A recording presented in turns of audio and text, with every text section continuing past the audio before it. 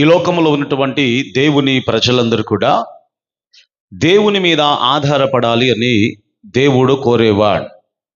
పాత నిబంధనలో ఐగుప్తు దేశాన్ని విడిచిపెట్టిన దగ్గర నుండి ఇశ్రాయేలు ప్రజలందరూ కూడా అరణ్యములో ప్రతి దానికి కూడా ఎవరి మీద ఆధారపడాలి అంటే దేవుని మీద వారు ఆధారపడాలి.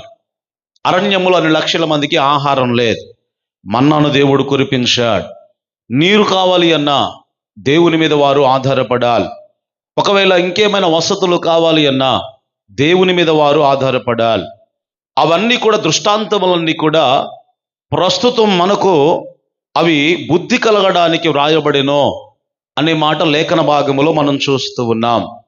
అంటే అందులో నుండి మనం నేర్చుకోవాల్సిన పాఠం ఏమిటంటే, మనం కష్టపడతాము, ప్రయాసపడతాము, కానీ దేవుని మీద మనం ఆధారపడాలి అని దేవుడు కోరుకుంటూ ఉన్నాడు. అంటే దేవుడు ఒక జనాంగాన్ని ఈ లోకములో ఏర్పాటు చేసుకున్నాడు. అబ్రహాములో నుండి ఒక జనాంగం ఇశ్రాయేలు ప్రజలను దేవుడు ఏర్పాటు చేసుకున్నాడు. ఆ ఇశ్రాయేలు ప్రజల్లో నుండి లేదా యూదా జాతిలో నుండి యేసుక్రీస్తు వారు శరీరుడిగా ఈ లోకానికి వచ్చారు. ఆ క్రీస్తులో నుండి మరి ఒక జనాంగాన్ని దేవుడు ఏర్పాటు చేసుకున్నాడు. అదే జీవము కలిగినటువంటి దేవుని యొక్క సంఘము. ఆమెను చెప్పండి గట్టిగా. ఆ ప్రజలు ఏ రీతిగా దేవుని మీద ఆధారపడ్డారో ఈ సంఘము కూడా ఆ రీతిగానే దేవుని మీద ఆధారపడాలి అని దేవుడు కోరుకుంటూ ఉన్నాడు. సామాన్యంగా మనం గమనించినప్పుడు ఎక్కువగా ఎప్పుడు మనం దేవుని మీద ఆధారపడతాము అంటే, భయంకరమైనటువంటి మనం ఎదుర్కోలేని ప్రతికూల పరిస్థితులు వచ్చినప్పుడు, దిక్కుతోచనటువంటి పరిస్థితుల్లో దేవుని మీద మనం ఆధారపడుతూ ఉంటాం. మిమ్మల్ని ఒక ప్రశ్న అడుగుతాను, ధనవంతుడు ఎక్కువగా దేవుని మీద ఆధారపడతాడా? ఏమీ లేని బేదవాడు ఎక్కువగా దేవుని మీద ఆధారపడతాడా? ఏమీ లేనటువంటి బేదవాడు దేవుని మీద ఎక్కువగా ఆధారపడతాడు. అంటే దేవుడు కోరేది ఏమంటే, నా పిల్లలు నా మీద ఆధారపడాలని దేవుడు కోరుతూ ఉన్నాడు. ఇప్పుడు నా కొడుకున్నాడండి, పక్కింటి వాళ్ళ దగ్గరికి వెళ్ళి ఒక 100 రూపాయలు ఇవ్వ, నాకు పని ఉంది అని అడిగాడు అనుకోండి, అది నాకు అవమానం. మీకు అర్థమవుతుందా? నా కొడుకు ఇంకొకరిని ఏదైనా అడిగాడు అనుకోండి, అది నాకు అవమానము. అలాగే దేవుని మీద కూడా మనం ఆధారపడాలి ప్రతి విషయంలో అని దేవుడు కోరుతూ ఉన్నాడు. అలా ఆధారపడకుండా ఉంటే కొన్ని సందర్భాల్లో దేవుడు నిన్ను ఏం చేస్తాడు అంటే, ఆయన నిన్ను ఒంటరిని చేస్తాడు, ఆయన నిన్ను బలహీనుడిగా చేస్తాడు, ఆయన నిన్ను తృణీకరించబడిన వాడిగా చేస్తాడు. గల కారణం ఏమిటంటే, ఎంత తృణీకరించబడతావో, ఎంత ఒంటరి చేయబడతావో, ఎంత బలహీనుడు అయిపోతావో అంతగా నీవు దేవుని మీద ఆధారపడతావో. అంత ప్రేమ కలిగిన దేవుడు ఆయన. అర్థమైన వారు ఆమేన్ చెప్పండి గట్టిగా. హల్లెలూయా. వాక్యం తెలియనుడు ఏమనుకుంటాడు, దేవుడు నన్ను అది చేశాడు, ఒంటరిని చేశాడు, బలహీన చేశాడు, అలా చేశాడు అనుకుంటావు. కానీ దేవుడు ఎందుకు అలా చేస్తాడు అంటే, నువ్వు ఎక్కువగా దేవుని మీద ఆధారపడాలి అని. ఇప్పుడు ఏదైనా ఒక ఆధారం ఉన్నప్పుడు, ఈయన నాకు ఆధారము అనుకుంటావు, ఈ ఆస్తి నాకు ఆధారము అనుకుంటావు, ఆరోగ్యం నాకు ఆధారం అనుకుంటావు. కానీ దేవుడు ఏం చేస్తాడు అంటే, ఎక్కువగా నువ్వు దేవుని మీద ఆధారపడాలి అనుకున్నప్పుడు ఎక్కువ బలహీనుడిగా దేవుడిని చేస్తాడు. అందుకొరకు అపోస్తలుడైనటువంటి పౌలు భక్తుడు అన్నాడు కదా, నేను ఎప్పుడు బలహీనుడనో అప్పుడే నేను బలవంతుడును అన్నాడు. నా బలం ఏమిటంటే నా సొంత శక్తి కాదు, నాకున్నటువంటి బలము నా దేవుడైనటువంటి యేసుక్రీస్తు వారే. గట్టిగా చప్పట్లు కొడుతూ ప్రభు నామాన్ని ఘనపరచుదాం. హల్లెలూయా. మన బలహీనతల్లో మనకున్న బలం ప్రభు అయిన యేసుక్రీస్తు వారు. మనం భయపడినప్పుడు మనకున్న ఏకైక ధైర్యం ప్రభు అయినటువంటి యేసుక్రీస్తు వారు. మనకు భవిష్యత్తు లేదనుకున్నప్పుడు మనకున్న ఏకైక భవిష్యత్తు ప్రభు అయినటువంటి యేసుక్రీస్తు వారు. నాకు భరోసా ఎవరు లేరు అని నీవు అనుకున్నప్పుడు మనకున్న ఏకైక భరోసా ప్రభు అయినటువంటి యేసుక్రీస్తు వారు మాత్రమే. అందుకొరకే నా దేవుడు కోరేది ఏమిటంటే, నీవు ప్రతి విషయములో కూడా ఆయన మీద ఆధారపడాలి అని దేవుడు కోరుతూ ఉన్నాడు. అందుకొరకే కొన్ని సందర్భాల్లో దేవుడు ఏం చేస్తాడు అంటే, బలహీనుడిగా చేస్తూ ఉంటాడు.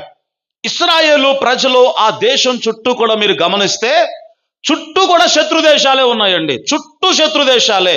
మరి ఇశ్రాయేలు దేశం చుట్టూ కూడా ఎందుకొరకు దేవుడు అంతగా శత్రువులను పెట్టాడు అంటే, మీకు కారణం చెప్పనా?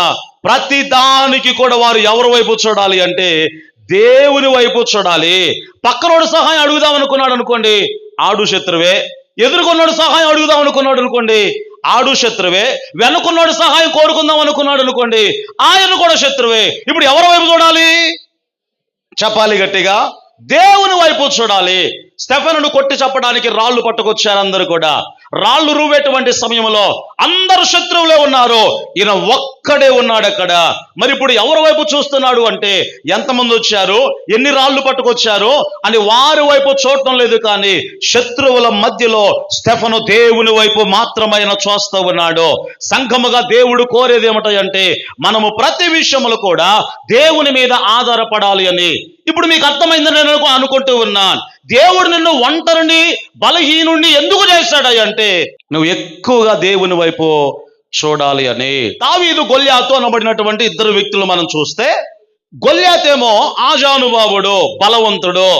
బైబిల్లో రాయబడిన మాట, 6 మూరల ఒక జానుడు ఉన్నాడు ఆయన ముందు దావీదు అంటున్నాడు, వయసులో కూడా చిన్నవాడు అండి, యుద్ధ నైపుణ్యం ఏం తెలిసినోడేం కాదు. 8 మంది అన్నదమ్ముల్లో ఎన్నోవాడైనా, సీనియర్ కూడా పెద్దగా సీనియర్ కూడా ఆయన ఏం కాదు, చిన్న వయసు కలిగిన వాడు.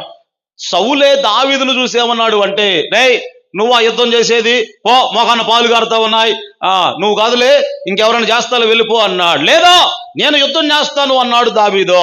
అంటే దావీదు చిన్నవాడిగా ఉన్నాడు, గొల్యాతేమో 6 మూరల ఒక జానుడు, ఆజానుబావుడుగా ఉన్నాడు. ఒంటి చేత్తో దావీదును చంపగలడు.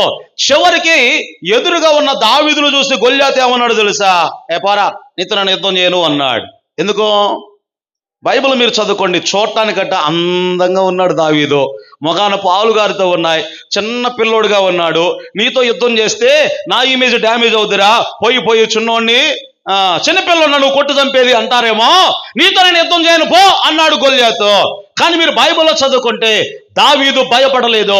ఇది దేనికి సాదృశ్యముగా ఉన్నదంటే, నీ ముందు ఉన్నటువంటి సమస్య నీకంటే బలమైనదిగా ఉండవచ్చు, నీ ముందు ఉన్న ప్రతికూల పరిస్థితుల్లో నీకంటే బలమైనవిగా ఉండవచ్చు.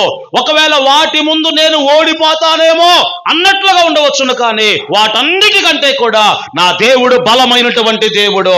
గట్టిగా చప్పలు కొడుతూ ప్రభు నామాన్ని గణపరచుదాం. హల్లెలూయా. గొల్యాతు తన దేవతల పేరట దావీదును శపించెను అని రాయబడింది. అయితే ఒక్క మాటలో చెప్పాలి అంటే, ఈ గొల్యాతు తన బలాన్నే కాదు, దేవతల బలాన్ని కూడా ఆయన కలిగి ఉన్నాడు. వీరికి అంటే ఈయనకు ముందుగా ఆయన తన దేవతలను ముందు పెట్టాడు. తన దేవతల పేరట శపించెను అని బైబిల్లో రాయబడింది. అప్పుడు దావీదు ఏం చేశాడు అంటే, ఆయన ముందుకు రాలని సంగతి చెబుతాన్రా అని ముందుకు రాలేదు. కానీ ఎవరిని ముందు పెట్టాడు అంటే, సైన్యములకు అధిపతి అయినటువంటి యెహోవాను ముందు పెట్టాడు. దావీదు పలికినటువంటి మాట, యుద్ధం చేసేది నేను కాదు నీతో, యుద్ధము యెహోవాదే అన్నాడు. ఆమేన్ చెప్పండి గట్టిగా. హల్లెలూయా. ఈయనేమో తన దేవతలను ముందు పెట్టాడు, ఆయనేమో తన దేవుణ్ణి ముందు పెట్టాడు. ఒక మాట చెప్పాలి అంటే, ఇప్పుడు వారికి మధ్యలో యుద్ధం జరుగుతున్నట్లే. ఎవరికి మధ్యలో?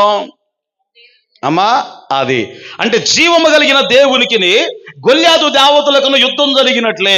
దావీదు తన యుద్ధానికి ముందుగా ఎవరిని పెట్టాడు అంటే, దావీదు ముందు ఉన్న సమస్య ముందు ఎవరిని పెట్టాడు అంటే దేవుని ఉంచాడు. కాబట్టి యుద్ధము దేవుడే చేశాడు.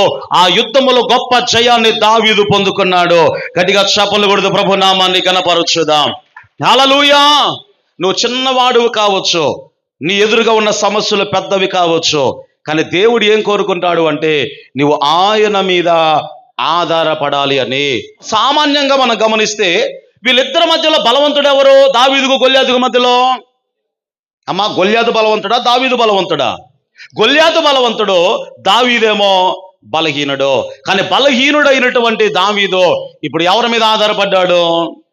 అదే ఒకవేళ గొల్యాతు కంటే హైట్ ఉన్నాడు అనుకో, గొల్యాతు కంటే బాగా బలం కలిగి ఉన్నాడు అనుకోండి, గొల్యాతు కంటే ఎక్కువ ఆయుధాలు ఉన్నాయి అనుకోండి, అప్పుడు దేవుని మీద ఆధారపడాడు దావీదు. మీకు అర్థమవుతుందా? కొంచెం ఏమనుకుంటాడు అంటే, వాడికంటే నేను బలవంతుని అనుకుంటాడు దావీదు. ఎందుకు ఇదంతా మీకు జ్ఞాపకం చేస్తున్నాను అంటే, నువ్వు నేరసిల్లిపోవద్దు. ప్రతికూలమైన పరిస్థితులను చూసి, నీ ఒంటరితనాన్ని చూసి, నీకున్న బలహీనతలను చూసి, నీకున్నటువంటి రోగాలు చూసి, అది ఏ విధమైనటువంటి సమస్య అయినా కావచ్చు, వాటిని చూచి నీవు నేరసిల్లిపోవద్దు. ఎందుకొరకంటే దేవుడే నిన్ను బలహీనుడిగా చేస్తున్నాడు. ఎందుకొరకంటే నీ బలము ఆయనై ఉండాలి కాబట్టి. ఆమేన్ చెప్పండి గట్టిగా. నువ్వు ఆయన మీద ఆధారపడాలి అని దేవుడు కోరుతూ ఉన్నాడు. ఈరోజు సంఘాన్ని కూడా దేవుడు ఎందుకొరకు అలా చేశాడు అంటే, ఒకవేళ నీ చుట్టూ శత్రువులు ఉండొచ్చేమో, కానీ అయినా శత్రువుల మధ్యలో దేవుడు నిన్ను ఎందుకొరకు అలా పెట్టాడు అంటే, నీ బలము ఆయనై ఉండాలి అని. యేసుక్రీస్తు వారు ఈ భూమి మీద ఉన్నప్పుడు శిష్యులను లోకములోనికి పంపిస్తూ ఏమన్నాడు అంటే, తోడేళ్ల మధ్యలోనికి సింహాన్ని పంపించినట్లుగా మిమ్మల్ని పంపిస్తున్నాను అన్నాడా? చదివారు మీరు ఆ మాట? అసలు సింహం అంటే ఎంత బాగుండేదండి, అవునా కదా? ఇప్పుడు లోకల్ మన రీతిగా మన ఆలోచన చేస్తే, మీకేం భయం లేదో సింహంలాగా మీరు వెళ్ళండి అంటాం, అవునా కదా? కానీ యేసయ్య ఏమన్నాడు? 99 తోడేళ్ల మధ్యలోనికి ఒక గొర్రె పిల్లలాగా మిమ్మల్ని పంపిస్తున్నాను అన్నాడు. చుట్టూ 99 తోడేళ్ళు, మధ్యలో ఒక గొర్రె పిల్ల బ్రతుకుద్దంటారా? కానీ యేసయ్య ఏమన్నాడు అంటే, తోడేళ్ల మధ్యలోనికి గొర్రె పిల్లలాగా మిమ్మల్ని పంపిస్తున్నాను అన్నాడు. గల కారణం ఏమిటంటే, చుట్టూ తోడేళ్ళు ఉన్నాయి కాబట్టి ఈ గొర్రె పిల్ల ఇప్పుడు ఎవరి మీద ఆధారపడాలి అంటే, కాపరి అయినటువంటి క్రీస్తు మీద మాత్రమే ఆధారపడాలి. ఆమేన్ చెప్పండి గట్టిగా. హల్లెలూయా. నీ సొంత శక్తితో ఏదో చేస్తాను అనుకుంటావు, కానీ నువ్వేం చేయలేవు. బైబిల్లో మోషే 40 సంవత్సరాలు ఆయన ఐగుప్తు దేశంలో సకల విద్యలు నేర్చుకున్నాడు. ఎక్కడ? రాజభవనంలో సకల విద్యలు నేర్చుకున్నాడు అక్కడ ఆయన. అయితే ఇశ్రాయేలీయుడని పెద్ద అయిన తర్వాత తెలుసుకున్నాడని, కొంచెం వయసు పెరిగే కొద్దీ అర్థమైపోద్ది కదా. 40 సంవత్సరాల వయసు వచ్చేసింది. ఆయనకు అర్థమైపోయింది ఏమిటంటే, నా తోటి వారు అంటే నా వయసు కలిగిన వారు చాలా మంది చంపబడ్డారు కదా, నేను ఒక్కడనే మిగిలించబడ్డాను అంటే నా ద్వారా ఈ ప్రజలందరినీ కూడా దేవుడు విడిపించాలనుకుంటున్నాడు. అందుకొరకే నన్ను రాజభవనంలో చిన్నప్పటి నుంచి దేవుడు పెంచాడు. నేను ఏదో ఒకటి చేయాలి నా ప్రజల కొరకు అనుకున్నాడు. ఆయన కనులారా ఏం చూశాడు అంటే, ఒక ఐగుప్తీయుడు ఇశ్రాయేలీయులను కొడతా ఉంటే చూశాడండి. అది చూసి ఏమనుకున్నాడు అంటే, ఏదో ఒకటి చేయాలనుకున్నాడు. ఆ తర్వాత ఏం చేశాడు అంటే, ఆ ఐగుప్తీయుని ఒక్క దెబ్బతో కొట్టి చంపేశాడండి. అంటే ఈయన అర్థం ఏంటి?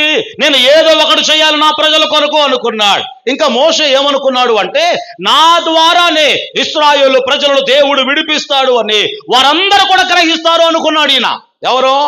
మోషే. వాళ్ళందరూ కూడా గ్రహిస్తారు, వాళ్ళ నాయకులు నేనే అని గ్రహించాలి అనుకున్నాడు. కానీ బైబిల్ అపోస్తుల కార్యముల గ్రంథంలో మీరు చదువుకుంటే, అయితే వారు గ్రహింపరైరి అనే మాట మనం చూస్తున్నాం. అప్పుడు వారిలో ఒకడు అన్యాయమును అనుభవించుట అతడు చూచి వానిని రక్షించి బాధపడిన వాని పక్షమున ఐగుప్తీయుని చంపి ప్రతీకారము చేసెను. 25వ వచనం. తన ద్వారా తన సహోదరులకు దేవుడు రక్షణ దయచేయుచున్న సంగతిని వారు గ్రహింతురని అతడు తలంచెను గాని వారు మాత్రము గ్రహించలేదు. మీకు అర్థమవుతుందా? మోషే ఏమనుకున్నాడు? నా ద్వారానే దేవుడు కార్యం చేస్తాడు, నా వారు గ్రహించాలి అనుకున్నాడు, కానీ వాళ్ళు గ్రహించలేదు. ఆ తర్వాత ఏదో జరిగిపోయింది మొత్తానికి.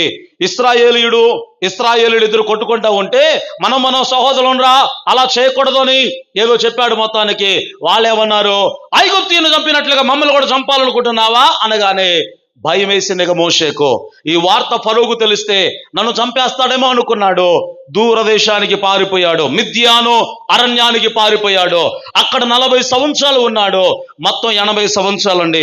ముసలుడైపోయాడు, ఇప్పుడు వృద్ధాప్యంలోకి వచ్చేసాడు. బలమంతా ఉడిగిపోయింది. ఇక నా పని ఇక్కడేలే అనుకున్నాడు. ఇత్రో అనబడిన ఆయన ఇంటిలో చేరాడు. ఆయన కుమార్తెలో ఒక ఆమెను పెళ్లి చేసుకున్నాడు. అక్కడే ఇక గొర్రెలు కాసుకున్నటువంటి సమయంలో అప్పుడు మిద్యాను అరణ్యములో దేవుడు మోషేతో మాట్లాడుతున్నాడు. ఏమని చెప్పాడు అంటే, మోషే, నా ప్రజలను విడిపించడానికి నీవు వెళ్ళాలి అన్నాడు. అప్పుడు మోషే మరి కోపంతో అన్నాడో మరి మొత్తానికి ఏమన్నాడు కానీ, నేను పోను అన్నాడు అంతే. ఎందుకొరకు? అప్పుడేదో విడిపిద్దామని ఏదో చేస్తే ఇంత దాకా తీసుకొచ్చావు, 80 సంవత్సరాలు ఈ అరణ్యములో, 40 సంవత్సరాలు ఈ అరణ్యములో నేను ఉన్నాను, నేను వెళ్ళను అని మోషే దేవుడితో మాట్లాడుతూ ఉన్నాడు. ఎందుకు ఈ మాట చెప్తున్నాను అంటే, మోషే తన బలంతో ఏదో చేద్దాం అనుకున్నాడు, కానీ దేవుడు ఏం చేశాడు, నా ప్రజలను విడిపించడానికి నీ సొంత బలం కాదురా నాయనా, నీ సొంత జ్ఞానం, నీ సొంత శక్తి కాదు అని దేవుడు ఏం చేశాడు అంటే, మోషే బలహీనుడయ్యేదాకా ఉన్నాడు. ఇప్పుడు పూర్తిగా మోషే ఎవరి మీద ఆధారపడాలి అంటే, దేవుని మీద మాత్రమే ఆధారపడాలి. ఆమేన్ చెప్పండి గట్టిగా. హల్లెలూయా. ఈ రోజుల్లో కొంతమంది పాస్టర్లు కూడా ఏమనుకుంటారు అంటే, రాజకీయ నాయకుల పరిచయం అనుకుంటే, రాజకీయ నాయకుల అండం అనుకుంటే మనం ఇంకా ఎక్కువ పరిచర్య చేయగలము, ఇంకా సువార్త ఎక్కువగా ప్రకటించగలము అని ఈరోజు చాలా మంది ఏం చేస్తున్నారు అంటే, సేవకులు కూడా, రాజకీయంలోకి వెళ్ళే సేవకులు కూడా లేకపోలేదండి. కానీ ప్రభునందు ఆత్మీయులారా, జాగ్రత్తగా మనం గమనించినప్పుడు బైబిల్లో ఇర్మియా ప్రవక్త ద్వారా ప్రభు ఒక విషయాన్ని మనకు తెలియచేస్తున్నాడు. చివరిగా మాట చదువుకొని మనము ప్రార్థనలోనికి వెళ్దాం. ఇర్మియా గ్రంథము 17వ అధ్యాయము 5వ వచనముల నుండి మనం చదువుకోండి. అక్కడ రాయబడినటువంటి మాట 17వ అధ్యాయము 5వ వచనముల నుండి చదువుకుందాం. యెహోవా ఈలాగున సెలవిచ్చుచున్నాడు, నరులను ఆశ్రయించి ఎవరిని? శరీరులను తనకు ఆధారముగా చేసుకొనుచు తన హృదయమును యెహోవా మీద నుండి తొలగించుకున్నవాడు శాపగ్రస్తుడు. ఇంకా కింద వచనాలు మీరు చదువుకుంటే 7వ వచనములో రాయబడిన మాట, యెహోవాను నమ్ముకున్నవాడు ధన్యుడు, యెహోవా వానికి ఆశ్రయముగా ఉండును. ఆమేన్ చెప్పండి గట్టిగా. హల్లెలూయా. కనుక ప్రభునందు ఆత్మీయులరా, మనుషులను మనము ఆధారము చేసుకుంటే వాడు శాపగ్రస్తుడు అనే మాట లేఖన భాగంలో మనం చూస్తూ ఉన్నాం. చివరికి ఒక మాట గుర్తు చేస్తాను. చిన్న పిల్లల్లాగా మీరు ఉంటే అలాంటి వారిదే పరలోక రాజ్యము అన్నాడు యేసయ్య. ఎలాంటి వారిది? చిన్న పిల్లలను పిలిచి ఇలాంటి వారిదే పరలోక రాజ్యము అన్నాడు. ఎందుకొరకు అలా చెప్పాడు అంటే, ఒక విషయాన్ని మీకు గుర్తు చేస్తాను. చిన్న పిల్లోడికి ఏదైనా అవసరం ఉందనుకోండి, ఎవరిని అడుగుతాడో? అమ్మని కానీ నాన్నని కానీ అడుగుతాడు. అవునే కదా? చిన్న చిన్న అవసరాలు ఏమైనా ఉన్నప్పుడు తల్లిదండ్రులను అడుగుతూ ఉంటాడు. మనల్ని కూడా చిన్న పిల్లలాగా ఉండమన్నాడు అంటే, ఇప్పుడు ప్రతిదానికి కూడా ఎవరి మీద ఆధారపడాలి చెప్పండి? దేవుని మీద మనము ఆధారపడాలి. అది చిన్న విషయమా పెద్ద విషయమా అనుకోవద్దు. అది ఏదైనా సరే ప్రతి దానికి దేవుని మీద మనము ఆధారపడుతున్నప్పుడు విస్తారమైనటువంటి దీవెనలు అనుగ్రహించే దేవుడు ఆయన. గట్టిగా చప్పలు కొడుతూ ప్రభు నామాన్ని గణపరచుదాం. హల్లెలూయా.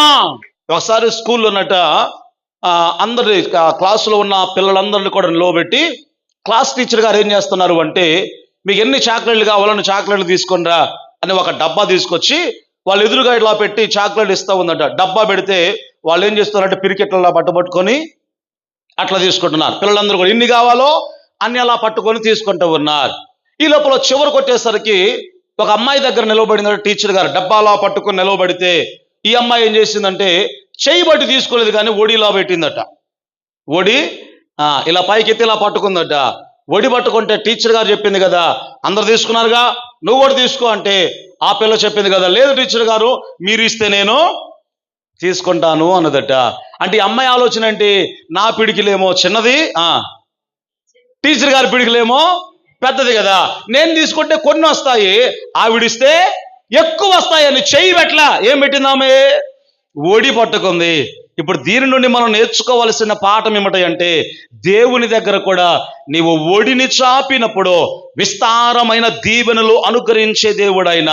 ఎందుకంటే బైబిల్ రాయబడిన మాట, దేవుడు తన మహిమైశ్వర్యము చొప్పున మన అవసరాలు తీరుస్తాడు అని రాయబడింది. చదివరా మాట మీరు? దేవుడు ఎంత ఘనుడో, ఎంత మహిమ కలిగిన వాడో, ఎంత ఐశ్వర్యం కలిగిన వాడో, తన మహిమైశ్వర్యం చొప్పున మన ప్రతి అవసరాన్ని కూడా దేవుడు తీర్చేవాడు. ప్రతి కోరిక అనలేదు ఆయన. ఏమన్నాడు? ఇక మీకు తెలుసు కోరికలేంటో అవసరాలేంటో.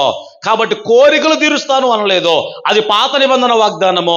కానీ కొత్త నిబంధన వాగ్దానం ఏమిటంటే, మీ ప్రతి అవసరాన్ని నేను తీరుస్తాను అన్నాడు. ఆమేన్ చెప్పండి గట్టిగా. కనుక క్రీస్తు సంఘముగా మనం చేయాల్సింది ఏమిటంటే, ప్రతి దానికి దేవుని మీద మనము ఆధారపడాలి. మరలా చెప్తున్నాను, నువ్వు బలహీనురాలు అయినా, ఒకవేళ సమాజంలో నుండి వెలివేయబడి ఒంటరిగా ఉన్నా, ప్రతికూల పరిస్థితులు ఉన్నా, శత్రువుల మధ్యలో నువ్వు ఒంటరిగా ఉన్నా, దేవుడు నిన్ను అలా ఎందుకు చేశాడు అంటే ఎక్కువగా నువ్వు దేవుని మీద ఆధారపడాలి అని. నా దేవుడు అదే కోరుతూ ఉన్నాడు. కనుక దేవుని మీద ఆధారపడదాం. ప్రభు సన్నిధానంలో మనమందరము కూడా జీవించుదాం. దేవుని కృప మనందరికీ తోడై నడిపించును గాక.